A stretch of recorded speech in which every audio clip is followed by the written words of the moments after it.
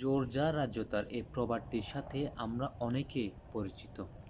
এই প্রবাদটি প্রাচীনকাল থেকেই সত্যতা প্রমাণিত হয়ে আসছে। প্রাচীনকালে যখন মানুষ দলবদ্ধ বা গোত্র হিসেবে বসবাস করত, তখন ওই সময়ে যেসব বড় বড় গোত্র ছিল সেগুলো ছোট ছোট গোত্রের উপর তাদের শক্তি দিয়ে আক্রমণ করে তাদের ধন সম্পদ, জায়গা জমি এবং কি নারীদের সহ বন্দী করে নিয়ে আসতো।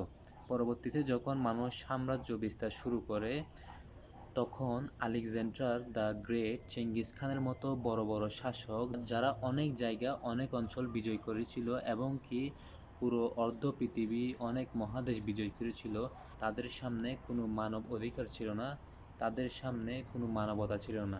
তাদের কথাইগুলো ছিল তাদের আইন। পরবর্তীতে যখন আমরা দেখি, যখন ব্রিটিশরা তাদের সাম্রাজ্য বিভিন্ন জায়গায় বিস্তার শুরু করে, তখন তারা বিভিন্ন কুকৌশলের মাধ্যমে এবং তাদের শক্তি প্রয়োগ করে তারা বিভিন্ন অঞ্চল দখল করতে শুরু করে, যা ছিল সম্পূর্ণ অবৈধ, আইনের বাইরে। কিন্তু তারপরেও তারা জোর খাটিয়ে তারা এসব রাজ্য দখল করে এবং শত শত বছর ধরে তারা এখান থেকে লুণ্ঠন করে তাদের দেশে নিয়ে যায়। ইতিহাসের এই তথ্যগুলোর মাধ্যমে আমরা এটি প্রমাণ পাই যে জোর যার রাজ্য তার এই প্রবাদটি একদম 100% সত্য।